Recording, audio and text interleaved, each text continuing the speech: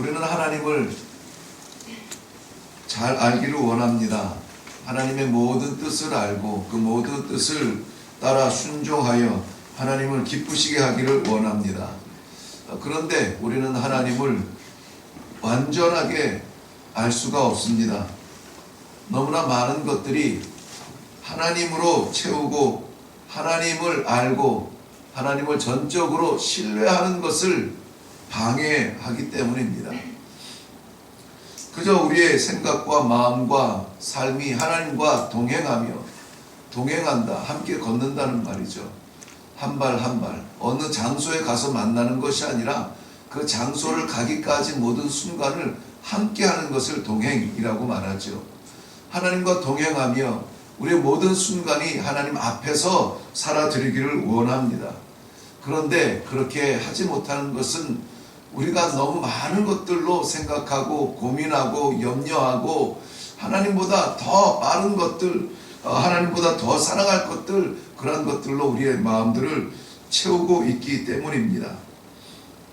아마 이러한 우리의 자각적인 이러한 마음을 너무나 잘 알기 때문에 욥의 세 친구 가운데 소발이 욥에게 하는 그 말이 11장에서 나눈 이야기들입니다.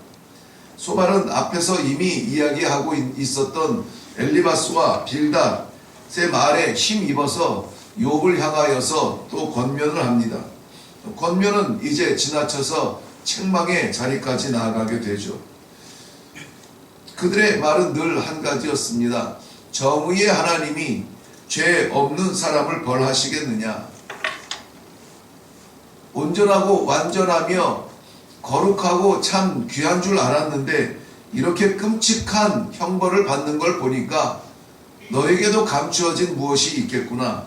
지금이라도 늦지 않았으니까 거룩한 척, 완전한 척, 제사로 위장하며 겉으로 나타나지 않았던 것들, 그러한 것들 회개하고 치유함을 받고 하나님의 용서함을 받으라. 어쩌면 네가 지금 당하고 있는 이러한 형벌도 혹시 누가 알겠느냐? 네가 지은 죄에 비해서 가벼울 수도 있으니 말이다. 11장 전체에 담겨져 있는 소발의 이야기입니다. 이에 대해서 욥은 오늘 자신의 속을 드러내놓고 변명하고 있습니다. 아니, 변명하려는 변명해서 하려는 그러한 생각보다는 정말 네가 알고 있는 그 하나님이 하나님의 전부를 알고 있느냐? 네가 담고 있는 하나님의 생각이 하나님의 모든 생각이겠느냐? 과연 그럴까? 그의 변명에는 안타까움이 묻혀져 있습니다. 네가 하나님을 알고 있다고 말하고 있지만은 그러나 우리가 바라보는 우주 만물, 삼라만상도 그 정도는 알고 있는데 그보다 못한 모습을 보이고 있다는 그 소발을 향한 오히려 안타까운 마음을 이 욥은 오늘 본문 가운데서 이야기해주고 있는 것입니다. 시편 19편 1절에도 하늘이 하나님의 영광을 선포하고 궁창이 그 손으로 하신 일을 나타낸다 말을 하고 있습니다. 온 하늘과 온 우주, 하나님께서 지으신 모든 것들이 하나님께서 무슨 일을 하셨으며 하나님께서 어떻게 하고 계시는 것을 다 알고 있다는 것이에요. 너만 알고 있는 것이 아니라 온 우주가 다 알고 있다. 그런데 그들은 찬양하고 있다. 알고 있는 하나님이라면 너도 입술을 벌려서 찬양하는 일에 마음을 쏟으라는 것입니다. 저는 이 12장 말씀을 묵상하면서 욥이 안타까운 마음으로 자신을 이 변명하는 차원을 넘어서 이제는 얘들아, 이제는 친구들아, 내가 이러니 저러니 나의 감춰진 죄를 끌어내고 지금 이 형벌을 판단하는 것보다 앞서서 해야 될 것들이 있다. 판단하기 전에, 판단은 사람이 하는 것이 아니요 하나님께서 하는 것이니 판단하기 전에 우리의 할 일을 좀 하자. 그것이 뭐냐면 찬양하는 것이라는 겁니다. 만물이 찬양하는 그 하나님, 네가 알고 있는 하나님이라면 너도 입술 벌려 찬양하라는 거예요. 많은 변명해야 될 것들이 있습니다. 설명해야 될 것들이 있습니다. 그런데 욥의 중심에는 돌들이라도 소리치는 그 하나님을 왜 침묵하고 있느냐? 나의 죄를 긁어내지 말고 입술 벌려 하나님을 찬양하라고 하는 방향성의 전환을 오늘 보여주고 있는 것입니다. 우리가 살아가고 있는 오늘 하루의 삶의 방향은 어떻게 정하셨습니까? 문제를 해결하기 위해서, 답답한 것을 해결하기 위하여서, 막힌 것을 뚫기 위하여서 온갖 생각으로 잠겨져 있는 이 순간에 하나님은 이 말씀을 통하여서 아니라 하나님을 찬양하라, 찬양하라 하는 데는 이유가 있습니다. 오늘 그것들을 함께 살펴보고 기도하며 찬양하며 내려갈 수 있기를 바랍니다. 7절 말씀에 보면 이제 모든 짐승에게 물어보라. 그것들이 내게 가르치리라. 공중의 새에게 물어보라. 그것들이 또한 내게 말하리라. 이 소발에게 이야기하는 겁니다. 네가 하나님의 뜻을 안다고? 짐승들도 아는 거야. 아니, 짐승들이 너보다 더 많이 알걸. 하나님의 정의를 안다고? 새들에게 물어보라. 새들이 너에게 오히려 설명해 줄걸. 얄팍한 지식으로 판단하지 말고 오히려 짐승들과 새들의 논의는 그 모습을 보면서 하나님을 찬양하라 라고 권면하고 있습니다. 짐승들도 그들의 삶을 통하여서 몸부림치면서 하나님을 찬양하고 있는데 우리는 무엇을 하고 있느냐? 친구의 허물을 드러내고 정의를 볼모로 하여서 잘하고 못한 것을 찾아내려고 하고, 안타까움으로 그 마음과 머리를 쓰지 말고 하나님을 찬양하라는 겁니다. 성경의 곳곳에서도 하나님께서는 우리를 만물의 영장으로 세우셨으나 그러나 오히려 때때로 우리에게 만물의 미물들에게 가서 배우라고 말씀하고 있어요. 개미에게로 가서 그 지혜를 배우라고 말합니다. 비둘기에게 가서 그 순결함을 배우라고 말합니다. 뱀에게 가서 지혜를 배우라고 말합니다. 하늘의 새를 보라고 말합니다. 들의 백합화를 보라고 말합니다. 담장 밑에 피는 작은 꽃도 바람에 흔들리며 지으신 하나님을 찬양하며 그 향기를 드러내고 있다라는 것이에요. 찬양하기에도 바쁜 삶인데 드러내며 찾아내며 험담하며 죄악을 끄집어내서 판단하느라 삶을 보내지 말라.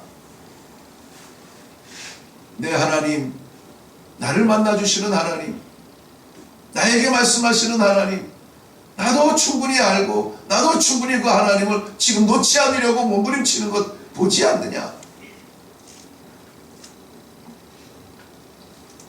욥은 안타까운 마음으로 오히려 충고하는 친구에게 권유하고 있습니다. 하나님을 찬양하라.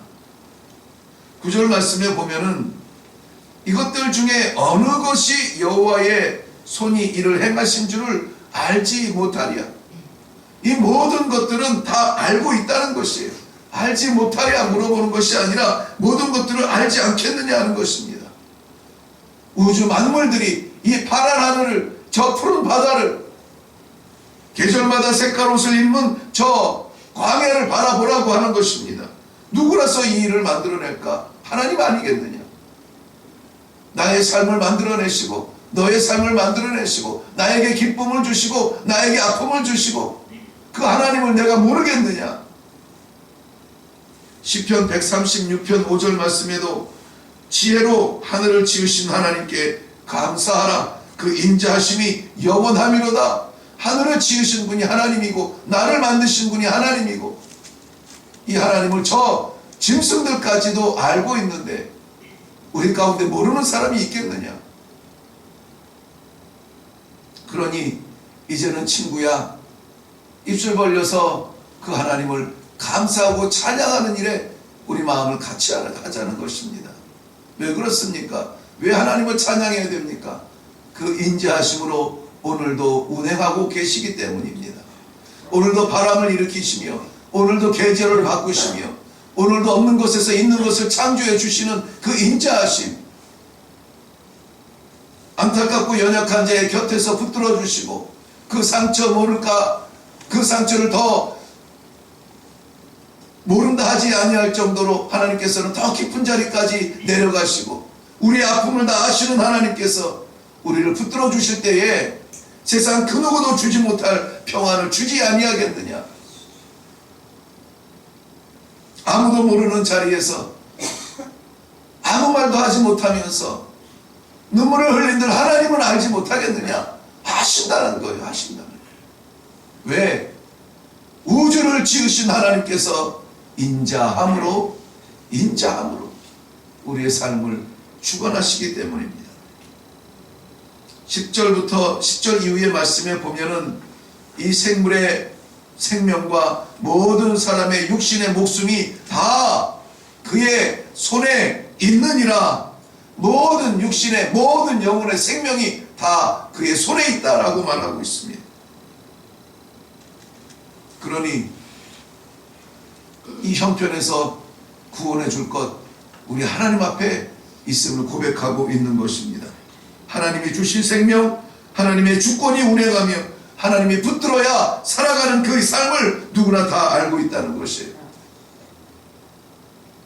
너뿐만이 아니라 만물이 아는 것이라고. 그런데 여기서 욥을 통하여서 기록한 이 말씀 안에 감추어진 반전의 메시지가 있습니다. 그 지식인들 가운데 욥에게 찾아와서 깨닫게 하려고 욥아 깨달아야 된다. 알아야 된다. 잊고 있는 것 있으면은 생각을 해서라도 하나님 앞에 내려놔야 된다. 가르치려고 하는 이 친구들 많은 것을 아는 것 같지만은 그러나 한 가지 잊은 것이 있다는 것이에요. 무엇이냐면 우리가 만물이라고 보는 저 돌들도 짐승들도 꽃들도 하늘의 새들도 그 지으신 하나님을 알고 찬양하는데 내 입술은 지금 그 죄를 끄집어내느라고 바쁜데 우리 다같이 찬양해야 되지 않겠느냐. 하나님을 향한 그 찬양의 노래를 불러야 되지 아니하겠느냐. 삶의 방향을 전환시켜주고 있습니다. 사랑하는 성도 여러분, 우리가 침묵하면 돌들이라도 찬양할 분이 살아계신 하나님이십니다. 우리가 눈물 가운데 눈물을 흘리며 하나님 앞에 원망할 때에도 하나님은 여전히 찬양받기에 합당하십니다. 우리의 모든 것을 뺏어가신 것 같아서 원망하고 싶어도 여전히 우리는 찬양해야 되는 분이 하나님이세요. 왜? 하나님은 내 생각보다 내 생각의 높이보다 훨씬 높으신 거예요. 우리는 땅바닥에 발붙이며 하는 생각이 전부 있지만 하나님께서는 저 하늘을 지으신 하나님은 우주를 운행하시는 지혜로 우리에게 가장 적절하신 것을 주시기 때문입니다. 오늘 이 하루에 우리의 삶의 방향은 정해져야 합니다. 하나님을 찬양합시다. 하나님을 드러내고 하나님을 선포하고 하나님을 자랑하고 하나님을 찬양하기에 오늘 우리의 시간과 건강과 재물과 환경을 다 쏟으시기를 바랍니다. 그것 때문에 지친다면, 그것 때문에 소진한다면 그것은 영광입니다. 그것은 하나님께서 우리에게 주신 기회가 될 줄로 믿습니다. 하나님께서는 만물의 창조주, 나의 창조주십니다. 하나님께서는 만물의 주관자, 나의 삶의 주관자이십니다. 내가 좌우하는 것 아닙니다. 하나님께서 좌우해야 됩니다. 오늘 말씀에도 그랬습니다. 하나님께서 붙드시면 빼앗을 자가 없고 하나님께서 빼앗으면 붙을 자가 없다라고 말했습니다. 하늘이 하늘의 보좌요 땅이 그의 발등상이라. 사도행전 7장 49절의 말씀입니다. 흔들림으로 찬양하고 향기로 찬양하는 만물 앞에 부끄럽지 아니하도록 꽃들도 노래하고 돌들도 소리치는데 너는 무엇했냐고 하나님 앞에 책망받을 그런 하루가 아니라 우주에서 가장 아름다운 모습으로 가장 아름다운 향기로 하나님을 찬양하는 귀하고 복된 하루가 되시기를 주님의 이름으로 축원합니다. 기도하겠습니다. 다 잃었는데 그 잃은 것 때문에 위로하러 왔는데 욥은 오히려 하나님을 찬양하라 라고 말하고 있습니다. 도대체 이 믿음, 이 신앙이 어디에서 오나요? 하나님, 우리도 이 신앙, 이 믿음 본받고 우리도 만사 가운데 하나님을 찬양하는 자리에 나아가기를 원합니다. 하늘의 새도 들의 꽃도 광야의 짐승도 땅에 박힌 돌도 지으신 하나님을 찬양하는데 우리는 잠시 만나는 어려움 때문에 하나님 살아계신지 나를 돌보시는지 아닌지 불평하며 한숨을 쉴 때가 많습니다. 하나님 오늘 우리에게 허락하신 모든 환경 가운데 살아계신 하나님을 그저 찬양하는 하루가 되게 하여 주시옵소서. 감사드렸고 예수님의 이름으로 기도하옵나이다. 아멘. 하나님을 인정하시면 하나님께서 역사하십니다. 하나님을 무시하시면 하나님께서 기다리실 수밖에 없습니다. 준비되지 아니하는 마음에 선물을 줄 어른이 없습니다. 오늘 우리 하나님께서 우리에게 요청하는 것 하나 있습니다. 내 이름을 찬양하라. 나를 인정하라. 우주를 짓고 너를 지은 나를 아버지라 부르라. 오늘 하나님께서 기대하시는 이 신앙의 자리에서 온 환경을 어디를 가든지 무엇을 하든지 하나님을 찬양하는 입술, 하나님을 찬양하는 말, 하나님을 찬양하는 우리의 발 되시기를 바랍니다. 그것을 위하여서 오늘 이 시간에 주님 한번 외치고 아버지를 찬양할 수 있는 영적 생명을 주시옵소서. 다 같이 기도하고 내려갈 수 있기를 바랍니다.